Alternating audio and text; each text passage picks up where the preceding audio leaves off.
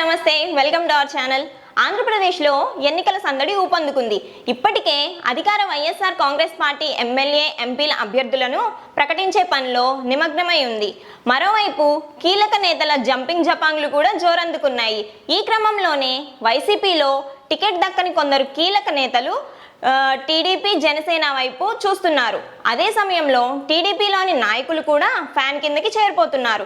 ఇలాంటి ఆసక్తికర పరిణామాల మధ్య సినీ ఇండస్ట్రీ నుండి కూడా కొందరు ప్రముఖులు జనసేనలో చేరేందుకు ఆసక్తి చూపుతున్నారు.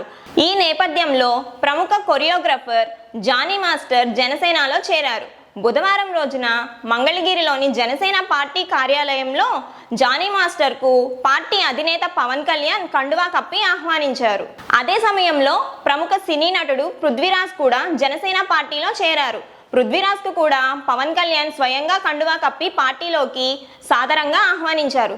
గతంలో వైఎస్ఆర్ కాంగ్రెస్ పార్టీలో చేరిన పృథ్వీరాజ్ వైసీపీలో ఉన్న సమయంలో శ్రీ వెంకటేశ్వర భక్తి ఛానల్కు చైర్పర్సన్గా వ్యవహరించారు. అయితే పృథ్వీని పవన్ కళ్యాణ్ పార్టీలో చేర్చుకోవడంతో పవన్ పై విమర్శలు వస్తున్నాయి. పవన్ కళ్యాణ్ ఎలాంటి సంకేతాలు ఇవ్వనున్నారో తెలియడం లేదు అని ప్రజలు అనుకుంటున్నారు. పవన్ కళ్యాణ్ ని బండ బూతులు తిట్టి ఇప్పుడు జనసేనలోకి పృథ్వీ రావటంతో జన సైనికులు కూడా షాక్ అవుతున్నారు. అలాగే ఎంతో పవిత్రమైన ఎస్వీబీసీ చైర్పర్సన్ బాధ్యతలు సీఎం జగన్ ఇస్తే పృథ్వీ సభ్య సమాజం సిగ్గుపడేలా మహిళలపై అసభ్యకరమైన కామెంట్లు చేశాడు. దీంతో సీఎం జగన్ పృథ్వీని ఎస్వీబీసీ పదవి నుండి తీసేశారు.